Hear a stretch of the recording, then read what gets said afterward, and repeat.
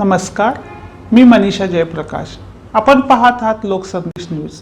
पाहूया. वाई तालुक्यातील मौजे वरखडवाडी येथील स्मशानभूमी परिसरात महावितरण कंपनीच्या वीज वितरण यंत्रणेमधील तांब्याच्या तारा अज्ञात चोरट्यांनी चोरी करून नेल्याची धक्कादायक घटना आज उघडकीस आली आहे.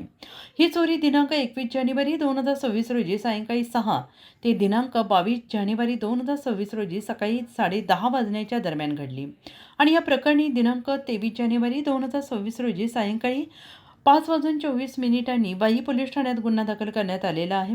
चोरट्यांनी 180 किलो वजनाच्या तांब्याच्या तारा तोडून खाली उतरवत चोरून नेल्या. त्यामुळे एकूण सुमारे 360 किलो तांब्याच्या तारा चोरीस गेल्या असून त्याची अंदाजे किंमत 1,20,000 एवढी आहे. तसेच ट्रान्सफॉर्मरमधील ऑइल खाली सांडल्याने महावितरणाचे अतिरिक्त नुकसान झालेलं आहे.